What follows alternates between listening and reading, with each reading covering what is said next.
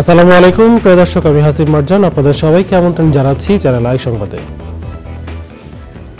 আর বিস্তারিত সংবাদের শুরুতেই জানিয়ে দিচ্ছি সুপার ফ্রেশ ফর্টিফাইড সয়াবিন তেল সংবাদ শিরোনামগুলো। বন্যা কবলিত 11 জেলার বিস্তীর্ণ অঞ্চলের মানুষের দুর্ভোগ, বন্যা তথ্য কেন্দ্রের আগামী 24 ঘন্টায় উন্নতির আশা।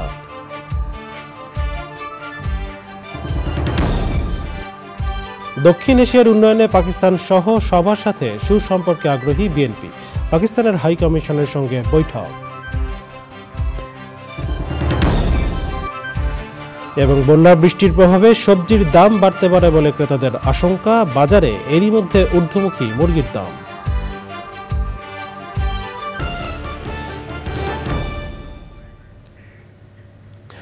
সংবাদ শিরোনাম জানাচ্ছিলাম। এখনকার সংবাদ আয়োজন একই সঙ্গে চ্যানেলের ইউটিউব চ্যানেলে এবং চ্যানেলের ওটিটি প্ল্যাটফর্ম আই স্ক্রিনে লাইভ স্ট্রিম হচ্ছে। চলে যাচ্ছে বিস্তারিত সংবাদে। ভয়াবহ বন্যার কবলে দেশের 11 জেলার বিস্তীর্ণ অঞ্চল। ভয়াবহ সংকটে ফেনী, কুমিল্লা, নোয়াখালী, লক্ষ্মীপুর, ব্রাহ্মণবাড়িয়া, চট্টগ্রাম, সিলেট বিভাগের দুর্গত এলাকার লাখ লাখ মানুষ। এসব এলাকায় ত্রাণ সামগ্রী পাঠানো হলেও তা প্রয়োজনের তুলনায় কম বলছেন বানভাসীরা। আবার যোগাযোগ ব্যবস্থা ভেঙে পড়া এবং পানির স্রোতের কারণে ত্রাণ সামগ্রী নিয়ে অনেকে দুর্গতদের কাছে যেতে পারছেন না। গত 2 দিনে বন্যায় অন্তত 13 জনের মৃত্যু হয়েছে। বন্যা পূর্বাভাস ও সতর্কীকরণ কেন্দ্র জানিয়েছে আগামী 24 ঘন্টায় পরিস্থিতির উন্নতি হতে পারে। প্রতিনিধিদের তথ্য ভিডিওচিত্রে রিপোর্ট করছেন নাজিব বেগ। টানা ভারী বর্ষণ ও ভারত থেকে আসা ঢলের পানিতে প্লাবিত বাংলাদেশের বিস্তীর্ণ অঞ্চল। স্থানীয়রা বলছেন, ফেনী, নোয়াখালী ও কুমিল্লার মানুষ গত 3 দশকে এমন বন্যা দেখেনি। বৃহস্পতিবার রাতে কুমিল্লার বুড়িচং উপজেলার গোমতী নদীর বাঁধ ভেঙে অন্তত 15টি গ্রাম প্লাবিত হয়েছে। পানি উন্নয়ন বোর্ড জানিয়েছে, গত 2 দিনে পানি বাড়ার হিসাব অতীতের সব রেকর্ড ভেঙে 113 সেন্টিমিটার অতিক্রম করে। অবনতি হয়েছে ফেনীর বন্যা পরিস্থিতি। কোথাও কোথাও 1 তলা পর্যন্ত তলিয়ে গেছে। পানির নিচে বিভিন্ন সড়ক, মহাসড়ক। বাড়িঘরে পানি ঢোকায় দুর্ভোগ চরমে পৌঁছেছে। দেখা দিয়েছে খাদ্য ও বিশুদ্ধ পানির সংকট। স্কুল, কলেজ, মাদ্রাসা, কমিউনিটি সেন্টার সহ বিভিন্ন আশ্রয়কেন্দ্রে ঠাঁই নিয়েছে বানভাসী মানুষ। প্রায় 70 জন লোকের মতো আমরা বিভিন্ন ঘর থেকে রেস্কিউ করেছি। আমাদের 3টা বোটের কার্যক্রম এখানে চলতেছে। আমাদের জনবল অলরেডি কাজ করছে। রাত 10টা থেকে পর্যায়ক্রমে পানি বৃদ্ধি হইতে হইতে এখন ঢাকা চট্টগ্রাম হাই রোড চলে গেছে। ফ্রি বুট ছাড়া মানুষ বুলো হাঁটি আসতে পারবে না। এখানে পানির স্রোত অনেক বেশি। আমরা কিছু জায়গায় আমাদেরকে স্রোতে বাসা নিয়ে গেছে, আমরা গাছ ধরেছিলাম। বিভিন্ন এলাকায় বিদ্যুৎ ও মোবাইল নেটওয়ার্ক বন্ধ, ফলে যোগাযোগ বিচ্ছিন্ন হয়ে পড়েছে ওইসব এলাকার মানুষ। দুর্গত এলাকাগুলোতে ত্রাণ কার্যক্রম চালাচ্ছে সেনাবাহিনী, বিমান বাহিনী, র্যাব সহ বিভিন্ন স্বেচ্ছাসেবী সংগঠন। বানভাসী মানুষকে উদ্ধারে আরও পরিকল্পিত উদ্যোগের কথা বলছেন স্বেচ্ছাসেবীরা। কেউ হচ্ছে গাছের গুড়ির উপরে, কেউ হচ্ছে ময়লার ভাগাড়ের উপরে, এভাবে আছে। কত মানুষের হাজারে, আমরা কয়জনকে রেস্কিউ করব। মৌলভীবাজার জেলায় নতুন করে ভাঙনের ফলে প্লাবিত হচ্ছে নতুন এলাকা। প্রায় 40,000 হেক্টর জমির রোপা আমন ক্ষেত পানির নিচে। জেলা সদরের সাথে যোগাযোগ বিচ্ছিন্ন কয়েকটি উপজেলার। হবিগঞ্জে খোয়াই নদীর পানি প্রবাহিত হচ্ছে বিপদসীমার 200 সেন্টিমিটার উপর দিয়ে। বিভিন্ন স্থানে নদীর বাঁধ ভেঙে তলিয়ে গেছে 76,000 হেক্টর রোপা আমন, আউশ ও সবজি চারা। চাঁদপুরে পদ্মা মেঘনা নদীর পানি প্রবাহিত হচ্ছে বিপদসীমার নিচ দিয়ে, কিন্তু কয়েকদিনের বৃষ্টিতে তলিয়ে গেছে জেলার নিম্নাঞ্চল। উপজেলাগুলোর মধ্যে সবচেয়ে বেশি ক্ষতিগ্রস্ত ফরিদগঞ্জ। ঘর কাটতে রয়েছে, পানি টানি উড়ানো, ঘরের ভিতরে পানি, মানে কোনো লড়সড় করতে না কোনো দিকে। খুব সমস্যা আছে, বিপদে আছি। এখন আমগো দিকে তো কেউ তাকার মতন মানুষ নাই। আমগো রাস্তাঘাট, দোকানপাট আমরা যাইতে পারতেছি না, সব পানি ডুবে গেছে আমগো দেশ। বৃষ্টি না থাকায় খাগড়াছড়ি জেলা সদরে বন্যা পরিস্থিতির উন্নতি হয়েছে। আশ্রয় কেন্দ্র থেকে মানুষ বাড়ি ফিরতে শুরু করেছে। বন্যা পূর্বাভাস ও সতর্কীকরণ কেন্দ্র বলছে, আগামী 24 ঘন্টায় ভারী বৃষ্টির সম্ভাবনা নেই। ওই কারণে বন্যা কবলিত সব জেলায় পরিস্থিতির উন্নতি হতে পারে। নাজিব বেগ, চ্যানেল আই। বন্যা দুর্গতদের সহযোগিতার জন্য ঢাকা বিশ্ববিদ্যালয়ের টিএসসিতে বৈষম্য বিরোধী ছাত্র আন্দোলনের ত্রাণ গ্রহণ কর্মসূচিতে গত 2 দিনে নগদ 30 লাখ টাকার বেশি জমা পড়েছে। এছাড়া খাদ্য সামগ্রী, জামা কাপড় সহ অন্যান্য সামগ্রী দিয়েছেন কেউ কেউ। বৈষম্য বিরোধী ছাত্র আন্দোলনের সমন্বয়করা বেশি বেশি সহযোগিতার হাত বাড়ানোর আহ্বান জানিয়ে বলেছেন, নতুন বাংলাদেশে সবার জন্য নিজেকে উৎসর্গ করতে হবে। আরও জানাচ্ছেন চক্রমালিথা। দেশের বিভিন্ন স্থানে আকস্মিক বন্যার পরপরই ঢাকা বিশ্ববিদ্যালয়ের টিএসসিতে ত্রাণ সংগ্রহ শুরু করে বৈষম্য বিরোধী ছাত্র আন্দোলন। ঢাকাবাসী যে যার মতো করে সহযোগিতার হাত বাড়িয়ে দিয়েছেন। বৃষ্টির মধ্যেও টিএসসিতে হাজারো মানুষ আসছেন বন্যার্তদের জন্য ত্রাণ নিয়ে। টিচাররা কয়েকজন মিলে আমরা এই টাকাটা দিয়ে গেলাম আর কি। যে অবস্থা থেকে আছি সবাই আমরা এগিয়ে আসলে আমরা খুব তাড়াতাড়ি এই জায়গা থেকে উত্তরণ করতে পারবো। সবাই যে এগিয়ে এসছে, আমরা এইভাবে যদি আমরা সবাই এগিয়ে আসি, আমরা দেশকে অনেক সমৃদ্ধি এবং অনেক জায়গায় এটা উন্নীত করতে পারবো ইনশাআল্লাহ। কিভাবে মানুষের পাশে দাঁড়াতে হয় সেটা শিখাতে শিশু সন্তানকে নিয়ে রাজধানীর জিগাতলা থেকে টিএসসিতে এই মা শিখবে ছোটবেলা থেকেই যে দেশের মানুষের জন্য এগিয়ে আসতে হবে, সাহায্য করতে হবে। এক একজনের ক্ষুদ্র ক্ষুদ্র সহযোগিতায় পুরো ছাত্র শিক্ষক কেন্দ্র যেন পরিণত হয়েছে ত্রাণ ভাণ্ডারে। বৈষম্য বিরোধী ছাত্র আন্দোলনের স্বেচ্ছাসেবকরা গ্রহণ করা ত্রাণ গুছিয়ে প্রস্তুত করছেন দুর্গত এলাকায় পাঠানোর জন্য। আমরা হলে এখানে মিক্স যে খাবারগুলো চিড়া, মুড়ি, চানাচুর, গুড় এগুলো আলাদা করেছে, আলাদা করে আমাদের একটা জোন করা আছে, ওই ফিক্স জোনে যে আলাদা করে ডিস্ট্রিবিউট করা হবে। আমরা করছি যে মুড়ি, চিড়াগুলো, শুকনো খাবারগুলো আলাদা, এই যে গুড়টা এখনই নরম হয়ে গেছে, এটা যেতে যেতে বৃষ্টিতে আরো নরম হয়ে যাবে, দ্যাটস ওয়াই প্যাকেট থেকে আলাদা করে আমরা আলাদা আলাদা ভাবে এগুলোকে সাজাচ্ছি। আমাদের প্রচুর পরিমাণে ওষুধ, মেডিসিন দরকার, বিশেষ করে যে নাপা, প্যারাসিটামল জাতীয় যেটা, এবং অ্যাবোনিস এবং স্যালাইন এবং আর যে আনুষঙ্গিক গ্যাসের ট্যাবলেট, এই জাতীয় জিনিসগুলো আমাদের খুব দরকার। ত্রাণ সংগ্রহের বিস্তারিত জানান সমন্বয়করা।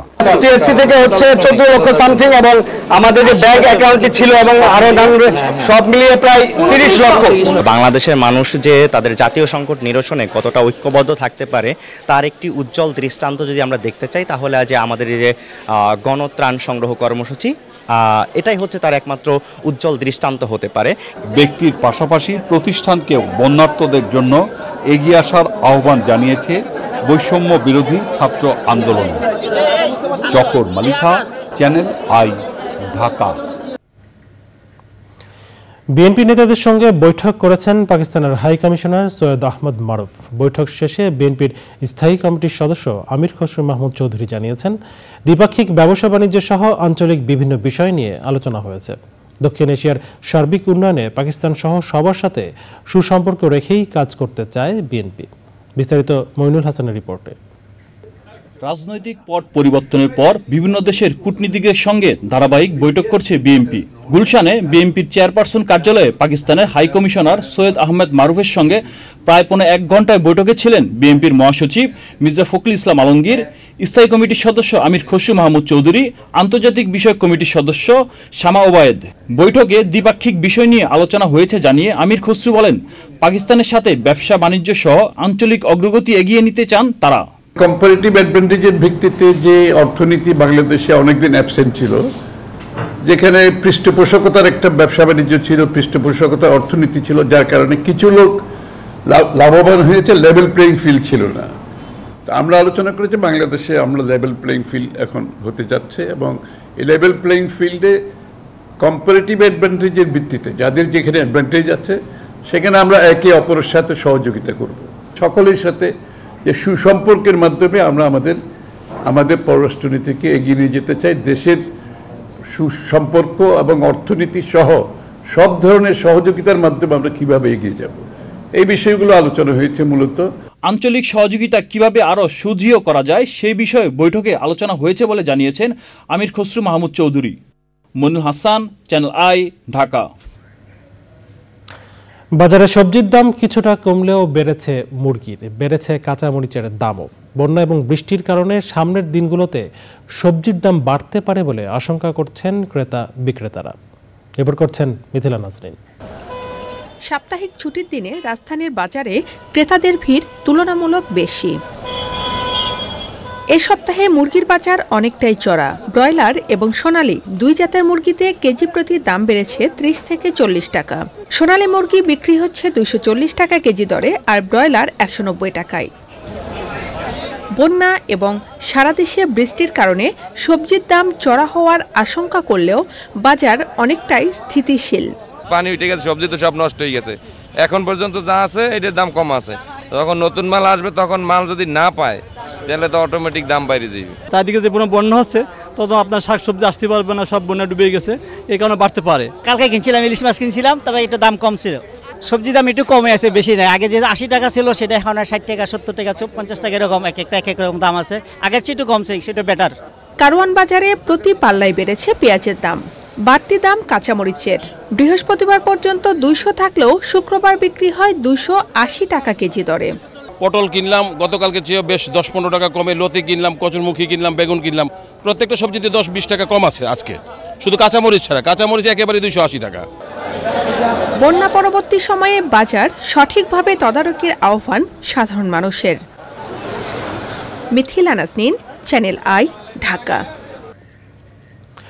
দেখছেন চ্যানেল আই সংবাদ। এই পর্যায়ে নিয়ে নিচ্ছি বিরতি, আর বিরতির পর অন্যান্য সংবাদের সঙ্গে খেলার খবর।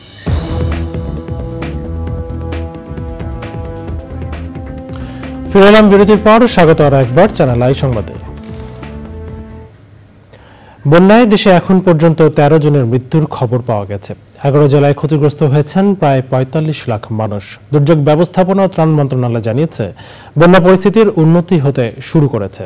বন্যার পূর্বাভাস থাকলেও পরিস্থিতির অবনতি হওয়ার আগে সাধারণ মানুষকে নিরাপদ আশ্রয় নিয়ে আসতে না পারার জন্য জনগণের অভ্যাসকে দায় দিয়েছেন সরকারের কর্মকর্তারা। রিপোর্ট করছেন লুৎফর রহমান সোহাগ। দেশে ভয়াবহ বন্যায় বিপর্যয়ের মুখে প্রায় অর্ধকোটি মানুষ। ক্ষয়ক্ষতি আর ত্রাণ তৎপরতার তথ্য নিয়ে শুক্রবার গণমাধ্যমের সামনে আসেন দুর্যোগ ব্যবস্থাপনা ও ত্রাণ মন্ত্রণালয়ের সচিব। পূর্বাভাস থাকার পরও ঝুঁকিপূর্ণ এলাকা থেকে মানুষকে সরিয়ে আনতে সরকার ব্যর্থ হয়েছে কিনা তা জানতে চান সাংবাদিকরা। যেখানে যারা বিপদ রয়েছে আপনারা জানেন যে ওখানে নেটওয়ার্ক ছিল না, এখন নেটওয়ার্ক কিছু রেস্টোর করেছে। আমরা SMS-এর মাধ্যমে, মোবাইল কলের মাধ্যমে অথবা হোয়াটসঅ্যাপের মাধ্যমে, যে মাধ্যমে পাচ্ছি না কেন, আমরা যখন পাচ্ছি পাঠিয়ে দিচ্ছি উদ্ধার কাজ করা। দুর্যোগ ব্যবস্থাপনা মন্ত্রণালয় বলছে জলবায়ু পরিবর্তনের কারণে অপ্রত্যাশিত বিপর্যয় এনেছে এবারের বন্যা, তবে পরিস্থিতির উন্নতি হচ্ছে। বন্যার যে পরিস্থিতি রয়েছে তার চেয়ে আমাদের কাছে সবচেয়ে আমরা বেশি যেটা করছি যে যারা দুর্গত অবস্থা আছে তাদেরকে উদ্ধার করা, তাদের সহায়তা, খাদ্য সহায়তা দেওয়া এবং তাদেরকে নিরাপদ আশ্রয়ে রাখা। দুর্গত এলাকায় ইতোমধ্যে 3.5 কোটি টাকা বরাদ্দ দিয়েছে সরকার। লুৎফর রহমান সোহাগ, চ্যানেল আই, ঢাকা। 2007 সালে বাতিলকৃত এসআই ও সার্জেন্টের নিয়োগ পুনর্বহালের দাবিতে সংবাদ সম্মেলন করেছেন নিয়োগ বঞ্চিতরা। সকালে জাতীয় প্রেসক্লাবের জহুর হোসেন চৌধুরী হলে সংবাদ সম্মেলনে তারা বলেন, তৎকালীন আইজিপি নূর মোহাম্মদ ও বেনজির আহমেদ সহ অন্যরা প্রতিহিংসা চরিতার্থ করার জন্য শুধু দলীয় বিবেচনায় নিয়োগ অজুহাতে 536 জন এসআই এবং 221 জন সার্জেন্টের চূড়ান্ত নিয়োগ বাতিল করেন। নিয়োগ বঞ্চিতরা মানবিক দিক বিবেচনা করে চাকরিতে বহালের জন্য অন্তর্বর্তী সরকারের প্রধান উপদেষ্টা ডক্টর মোহাম্মদ ইউনূসের প্রতি আহ্বান জানিয়েছেন।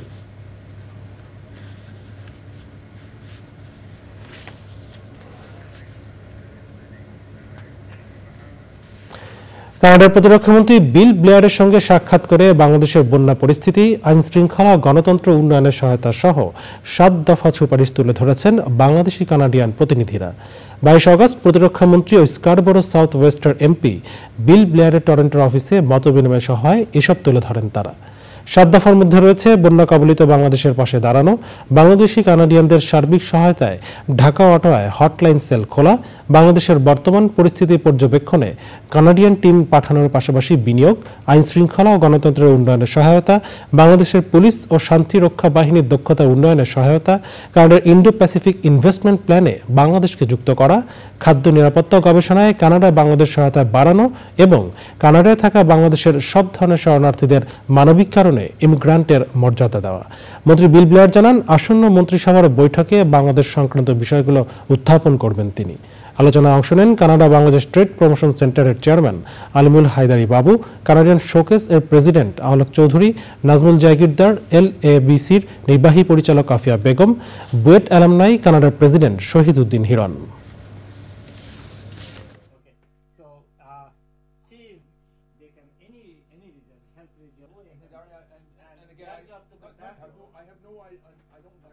Well, we were watching with great concern during the protests, and particularly very concerned about the loss of innocent life, the violence that was taking place.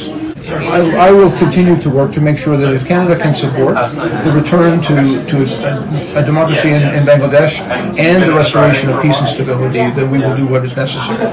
I must also tell you we're watching with some concern about the flooding that is not able to be safe.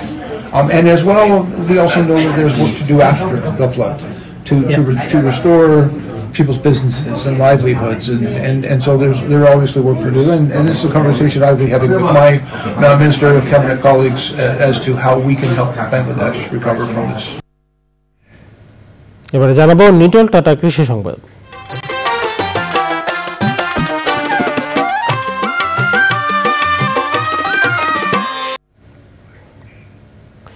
কয়েকদিনের টানা বর্ষণ আর জোয়ারের কারণে তলিয়ে গেছে ভোলার শত শত হেক্টর জমির আমন ক্ষেত ও বীজতলা। এসব বীজতলা নষ্টের আশঙ্কা করছেন কৃষকরা। গত বছর আমনের বাম্পার ফলন হওয়ায় এ মৌসুমে বেশি আবাদ করেন চাষিরা। আকস্মিক দুর্যোগে ক্ষতির মুখে তারা। ভোলা থেকে হারুন রশিদের পাঠানো তথ্য ভিডিওচিত্রে রিপোর্ট করছেন সৈয়দ অদিত। ভোলা জেলায় এবার ৭৬,০০০ হেক্টর জমিতে আমন ধান আবাদের লক্ষ্যমাত্রা ধরা হয়। অতিবৃষ্টির কারণে শত শত হেক্টর আমন ধানের জমি তলিয়ে গেছে। দ্রুত পানি না নামলে ফসলের ব্যাপক ক্ষতির আশঙ্কা করছেন চাষিরা। ইতোমধ্যে জেলার ৫২% জমিতে আমন ধানের চারা রোপণ করা হয়েছে। টানা বর্ষণে ১৪ হেক্টর জমির বীজতলা নষ্ট হওয়ার কথা জানিয়েছেন জেলা কৃষি বিভাগের কর্মকর্তারা। আমনের বীজতলা তলিয়ে যাওয়ায় দিশেহারা কৃষক। বৃষ্টিতে আমনের জ্বালা সব পচে গেছে, বুঝছেন, সব একালে নষ্ট হয়েছে, বীজ কিছু নাই, সব পানির কারণে অনেক জায়গায় দেখা যায় জ্বালা রুইতেও পারি না, পানির বেশি, পানি কাজের কারণে জ্বালা যাইতেছে, পচে যাওয়া রুইছি, তাও এখন দেখতে আছেন যে এখন অনেকই পচে গেছে, কইছুটি মইছুটিয়ে। আমাকে জমি জমু এই অর্থ সম্পত্তিও নাই যে আমাকে জমি জমিছে, আমরা আরও থাকতেই বই এছাড়া আর উপায় নেই আমাকে। দ্রুত পানি না নামলে সব বীজতলা নষ্টের আশঙ্কা করছেন তারা। সৈয়দ অদিত, চ্যানেল আই, ঢাকা। এখন দেখবেন প্রকৃতি সংবাদ।